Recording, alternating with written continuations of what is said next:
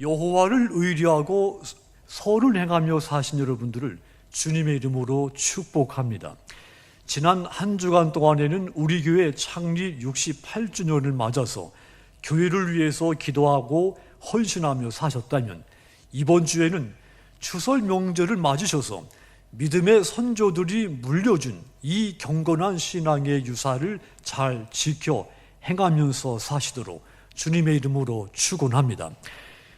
우리 기독교인의 가정에 중요한 것이 부모로서 자녀들에게 좋은 신앙을 물려주는 겁니다.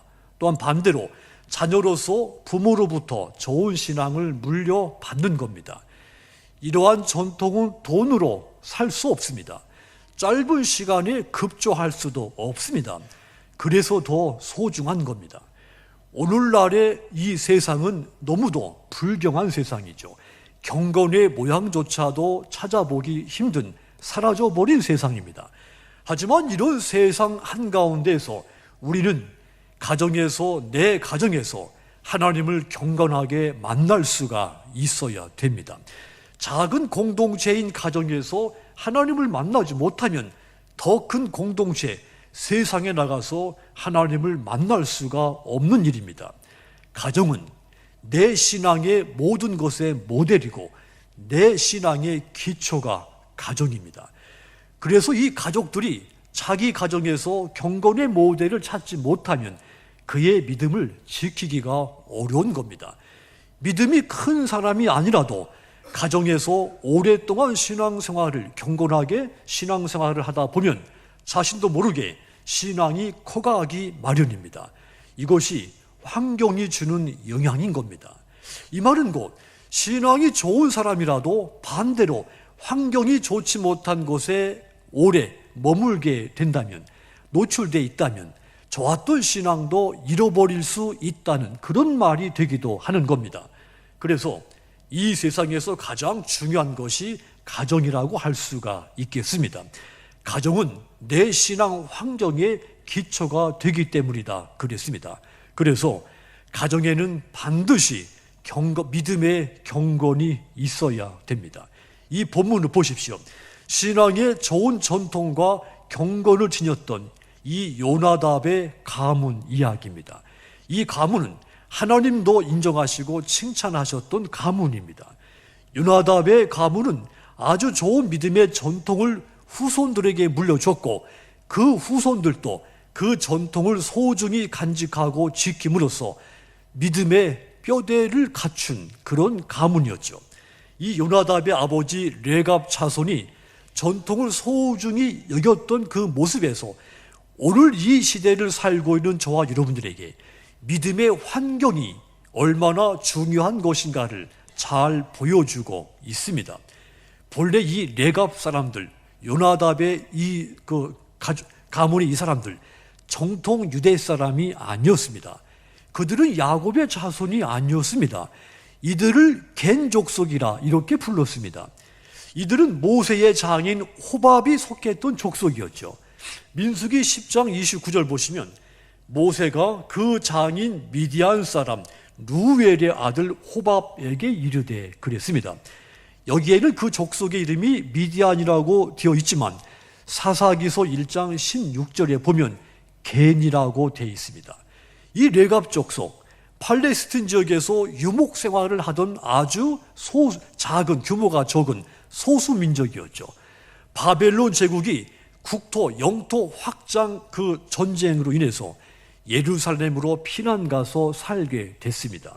그들은 이스라엘 백성들과 이제 섞여 살기 시작을 했죠. 그러면서도 선조 요나답의 가르침에 따라서 엄격하게 경건한 생활을 지켜왔습니다. 요나답이 살던 그 시대, 세상이 너무나 부정하고 불결했고 무질서했고 혼란의 시대였습니다. 그런 때 이 요나답이 자기 후손들에게 퇴폐적인 생활, 우상 숭배가 만연한 이 세상에서 경건하고 열심 있는 신앙으로 살라고 후손들에게 당부를 한 겁니다. 그때 하나님이 2절, 5절에서 보면은 예레미야 선지자를 이 족속들에게 보내면서 그들을 시험해 보라고 명령을 내립니다. 그런데 6절과 11절 사이를 보면 이 레갑 족속이 조상들로부터 물려받은 그 생활 규범, 그 경건한 신앙생활을 내세우며 단호하게 예레미야를 통해 오른 시험을 거부를 합니다. 거절을 하죠. 자신들의 전통을 끝까지 지킨 겁니다. 이러한 점들은 오늘날 우리가 이 레갑 족속에게서 교훈을 받아야 할 중요한 점들입니다. 적어도 두 가지 교훈이 우리에게 있습니다. 하나는 선조들이 물려준 그 교훈과 전통을 소중히 여기면서 세월이 많이 흘렀음에도 불구하고 흔들리지 않고 순종하고 지켰다고 하는 점이죠. 또 한 가지는 전통성과 선조들의 교훈을 지키려고 하는 그들의 태도입니다. 아주 강하고 단호한 태도를 가지고 있었다는 것입니다. 세상과 타협하지 않고 오직 선조들이 물려준 그 경건한 신앙을 단호하게 지키려고 하는 그 태도가 그들 사이에 있었습니다. 그래서 이 예레미야 선지자가 선민 이스라엘 백성들에게 죄를 지적하면서 너희도 레갑 자손의 신앙 전통을 보고 배우라고 책망하기까지 한 겁니다. 요나답은 이 후손들에게 네 가지 경건의 삶의 지침을 물려줍니다. 그 경건의 삶의 지침은 무엇입니까? 마찬가지로 이제 내일 모레면 추석입니다. 추석을 맞은 저와 여러분들의 가정이 하나님이 인정하시고 하나님이 칭찬하실 경건한 가정이 되기 위해서 우리가 지켜야 할 이 경건의 지침이 무엇입니까? 가장 먼저는 포도주를 마시지 않는 것입니다. 6절 다시 보시면 그들이 이르되 우리는 포도주를 마시지 아니하겠노라. 레갑의 아들 우리 선조 요나답이 우리에게 명령하여 이르기를 너희와 너희 자손은 영원히 포도주를 마시지 말며. 자, 이 끝부분에 포도주를 마시지 말라 했습니다. 포도주는 물론 술입니다. 그리고 성경에서 말하는 술은 독주를 가리킵니다. 하나님은 삼손에게도 이 술을 마시지 말라고 명령을 했죠. 왜냐하면 술은 삼손의 이성을 흐리게 하고 자제력을 잃게 하고 삼손을 방탕하게 만들기 때문입니다. 술은 언제든지 적정선의 기준을 무너뜨립니다. 자제력을 잃게 만듭니다. 그래서 마시다 보면 반드시 과음하게 됐고 그로 인해 자신의 의지와는 다르게 실수를 하게 마련입니다. 그래서 술이 결코 좋은 음료가 될 수 없는 겁니다. 음료 중에서 가장 위험한 음료가 저는 술이라고 생각합니다. 탈무드에 이런 우화가 있습니다. 홍수 후에 이 노아가 밭에 포도나무를 심었습니다. 포도나무가 잘 자라기 시작을 했죠. 그때 마귀가 조용히 이 포도밭에 찾아와서 포도나무 밑에다가 양과 사자와 돼지와 원숭이 피를 비료로 뿌리고 도망갔다고 했습니다. 그래서 그 이후로 사람들이 술만 마시게 되면 처음에는 양같이 순하다가 다음에는 사자같이 포악해지다가 또 그 다음에는 돼지같이 밀어내시다가 그 다음에는 이 원숭이같이 망신스러운 행동을 하게 되었다. 이런 우화입니다. 그래서 어떤 사람들 평소에는 조용하고 점잖고 예의 바르다가도 술만 마시면 전혀 딴 사람으로 되는 겁니다. 요나답은 자손들에게 그 포도주를, 그 독주를 마시지 말라고 당부를 한 겁니다. 독주를 마시고 이성을 잃고 그 삶에서 실수하는 일이 없도록 하라. 인생 교훈, 신앙의 경건 교훈을 후손들에게 당부를 한 겁니다. 그렇습니다. 독주는 하나님의 금주 사항입니다. 레위기 10장 9절 보시면 너와 네 자손들이 회막에 들어갈 때에는 포도주나 독주를 마시지 말라. 그리하여 너희 죽음을 면하라. 이는 너희 대대로 지킬 영영한 규례다. 그렇게 말씀을 했습니다. 독주를 마시지 말라. 그리하여 죽음을 면해라. 이것은 대대로 지킬 영원한 규례다. 이렇게 규정까지 해줬습니다. 독주로 인해서 경건한 신앙을 잃고 목숨을 잃고 가정이 파괴되기 때문입니다. 사도 바울도 에베소서 5장 18절에서 이렇게 말했습니다. 술 취하지 말라. 이는 방탕한 것이니라 그랬습니다. 술이 우리의 삶을 방탕하게 만들므로 술 먹지 말라, 독주를 마시지 말라고 한 겁니다. 그러므로 이제 다가오는 이 추석 명절에 살아가는 여러분들께서는 믿음의 선조들이 유전으로 물려주신 대로 독주를 금하시고 술을 금하셔서 하나님 앞에 경건한 믿음의 가정들을 만들어 가시도록 주님의 이름으로 축원합니다. 또 이 요나답이 후손들에게 당부한 두 번째도 있습니다. 집을 짓지 말고 장막 속에서 살아라. 이것을 당부했죠. 7절 다시 보시면 너희가 집도 짓지 말며 파종도 하지 말며 포도원을 소유하지도 말고 너희는 평생 동안 장막에 살아라. 그리하면 너희가 머물러 사는 땅에서 너희 생명이 되리라 하였으므로 그랬습니다. 앞부분을 보시면 집도 짓지 말라고 했고 중간 부분에 보면 평생 동안 장막에서 살았다 그랬습니다. 본래 이 요나답은 유목민의 족장이었죠. 그는 평생 자기 집을 짓지 않고 그냥 장막 속에 천막을 짓고 그 속에서 살았습니다.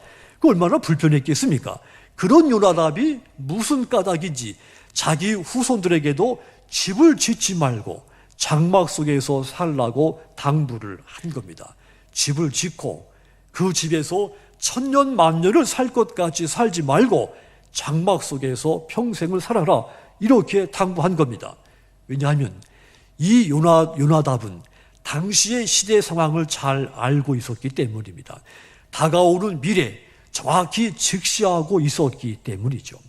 그의 후손들 요나답이 당부한 대로 이후 계속해서 장막 생활을 하게 됩니다.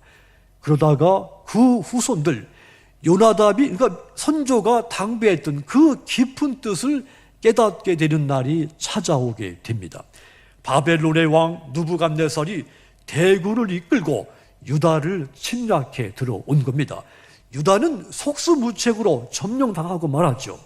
그로 인해 견고하게 쌓은 모든 성들이 다 산산이 부서졌고 쓸만한 사람들 다 바벨론의 포로로 잡혀갔습니다. 그런데 그때까지도 요나답의 후손들은 요나답이 당부한 대로 장막 속에서 고집스럽게 살고 있었습니다. 바벨론이 침략하자 이 후손들 재빨리 장막을 거두어 들고 자식들을 이끌고 예루살렘으로 피신을 간 겁니다. 만일 그들이 장막이 아니고 벽돌로 튼튼하게 집을 지었더라면 그 집을 그들이 아마도 이렇게 재빨리게 피신할 수가 없었을 겁니다. 전쟁에서 안전하게 화를 면할 수가 있었던 겁니다. 참으로 다행스러운 일이죠. 물론 그때까지 이 요나답의 후손들 장막 속에 살면서 불평도 많이 했을 것으로 추측이 됩니다. 선조의 그 융통성이 없는 고집스러움, 그것에 대한 불만도 많이 있었을 것으로 생각이 됩니다. 그런데 바벨론으로부터 침략받았을 때 빨리 도피하게 된 그날, 그 순간을 맞고 나서야 그 후손들 비로소 선조 요나답의 그 지혜로움, 시대를 읽는 그 안목에 감탄을 했을 것 같습니다.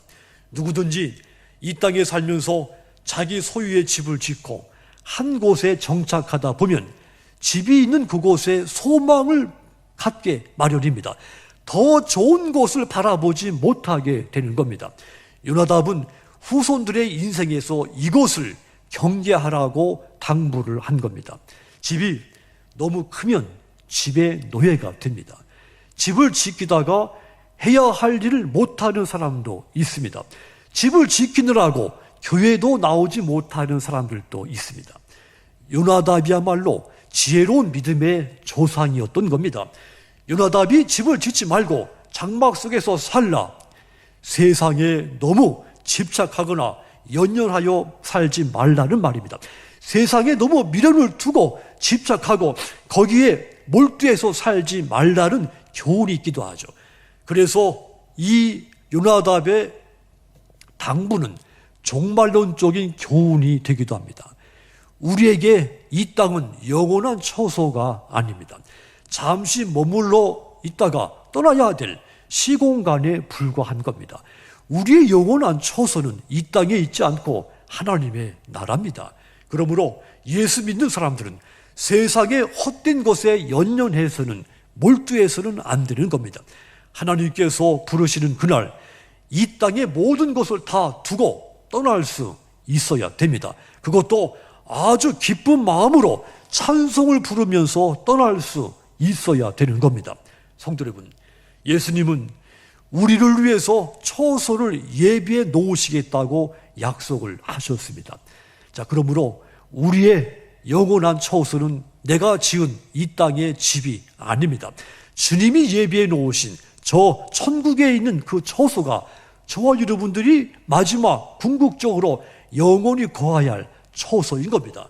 그러므로 근본 이 추석 명절에 하나님의 나라를 향한 주님이 우리 가족을 위해서 예비해 놓으신 그 처소에 대한 믿음과 소망을 자녀들에게 가르치시도록 부탁을 드립니다. 그리하여 하나님께 칭찬받으시는 믿음의 가정, 믿음의 전통이 세워진 그런 가문이 되시도록 주님의 이름으로 축원합니다. 요나답이 후손들에게 당부한 것이 또 한 가지가 있습니다. 포도원도 갖지 말라고 당부했습니다. 7절 중간 부분을 보면 포도원을 소유하지 말라고 했죠. 그래서 9절을 보면 후손들이 포도원을 가지지 않았다 그랬습니다. 당시는 땅에 대한 집착이 아주 강했죠.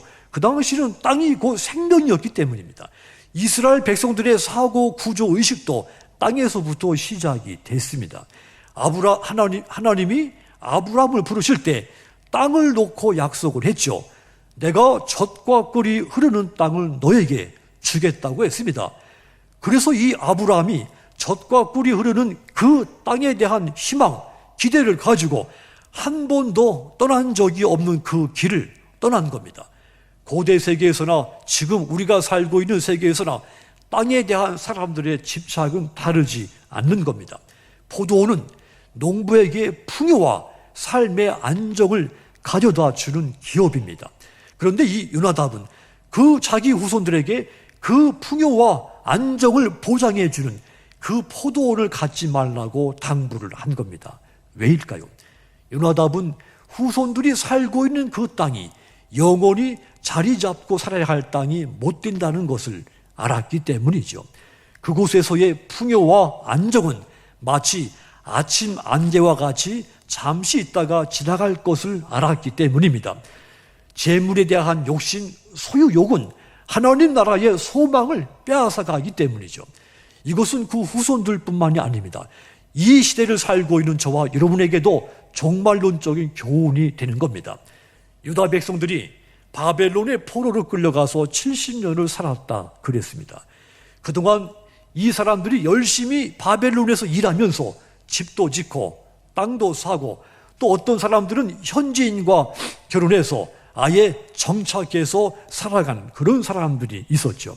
이들은 모두 바벨론이라고 하는 그 이방인의 땅에서 고생하며 이루어오는 그 기반 위에 이제 오래오랫동안 안주하고 싶었던 것입니다. 하지만 그와는 반대로 그 다른 부류의 사람들이 있었죠. 그들은 이 땅은 내가 영원토록 살아가야 할 땅이 아니라는 것을 알았습니다. 바벨론은 내가 정착할 땅이 아니고 언젠가는 하나님이 내게 준 내 나라, 내 고향으로 돌아가야 한다는 것을 잠시도 잊지 않고 사는 그런 사람들이 있었던 겁니다. 그런 생각을 하면서 하루하루 고향을 그리워하고 고향의 하늘을 바라보고 돌아갈 그 날, 언젠가는 돌아갈 그 날을 기도하면서 준비하면서 살아간 것이죠.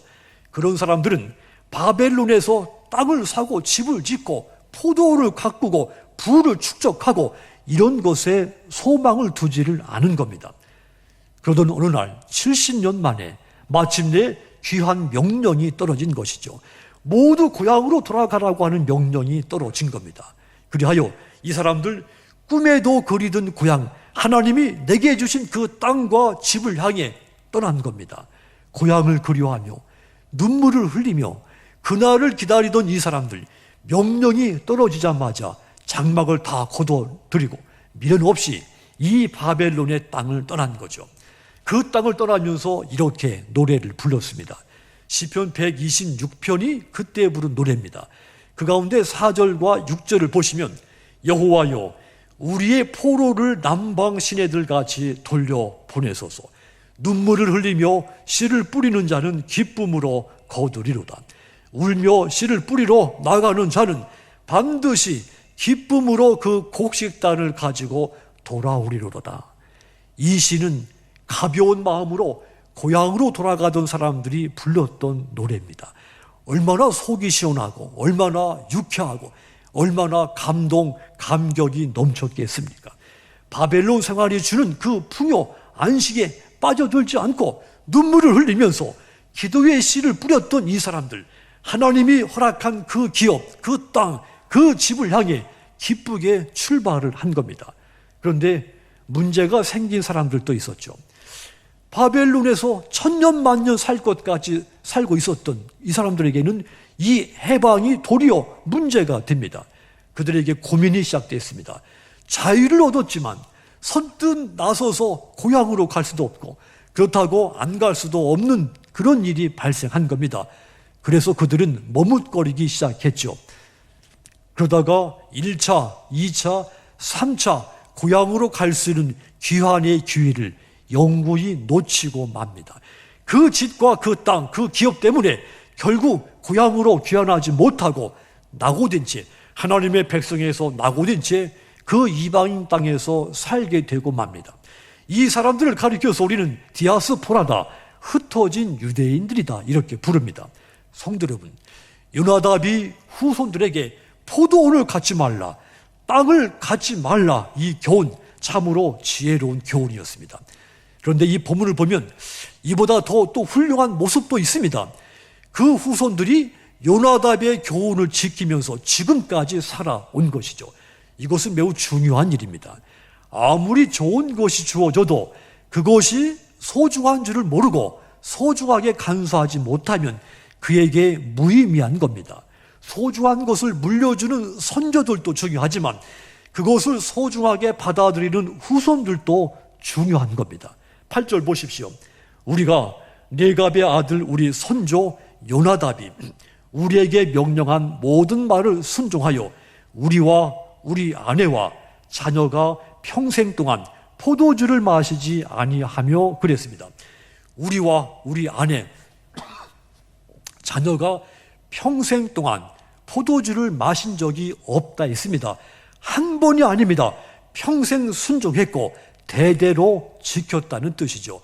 조상이 요나답 선조가 물려준 당부한 그 경건의 유산을 말이죠. 그리고 9절과 10절도 보시면 살 집도 짓지 아니하며 포도원이나 밭이나 종자도 가지지 아니하고 장막에 살면서 우리 선조 요나답이 우리에게 명령한 대로 다 따라서 지켜 행하였노라.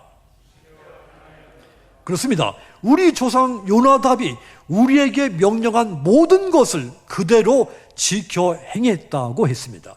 성도 여러분, 아들들은 그래도 지킬 수 있습니다. 아버지의 아들이기 때문이죠. 하지만 며느리들은 문제가 될 수 있습니다. 다른 집안에서 시집을 왔기 때문에 며느리들은 그 정서 모를 수 있습니다. 그런데 며느리들도 한결같이 이 전통을 소중하게 지켰다고 했습니다. 손자들도 문제가 될 수 있습니다. 손자들은 세대가 다르고 생각이 다르죠. 삶의 방식이 다릅니다. 그런데 이 본문을 보면 그 손자들도 한결같이 자자손손, 그것도 자발적으로 다 지켜 행했다 그랬습니다. 어떻게 이런 일이 가능했을까요? 아마도 부모들이 자녀들에게 매일매일 귀에 못이 박히도록 조상들로부터 물려받은 이 경건의 유산을 자녀들에게 끊임없이 가르쳤을 것입니다. 그래서 결국 그 어려운 환란의 시대에 요나답의 가문만큼 안전하게 보존될 수가 있었던 겁니다. 그뿐만이 아니죠. 19절 보시면 그러므로 나 만군의 여호와 이스라엘의 하나님이 이같이 말하노라. 네갑의 아들 요나답에게서 내 앞에 설 사람이 영영이 끊어지지 아니하리라. 요나답의 대가 영영이 끊어지지 않게 하겠다. 여러분, 하나님께서 그들에게 복을, 이와 같은 복을 주신 이유는 너무도 명백했습니다. 첫째는 선조 요나답의 명령을 순종하여 받들었기 때문이죠. 둘째, 모든 훈계를 지키며 행했기 때문입니다. 그런데 17절 보면 반대로 하나님께서 유다와 예루살렘 백성들에게는 재앙을 내리시겠다고 선포를 했습니다.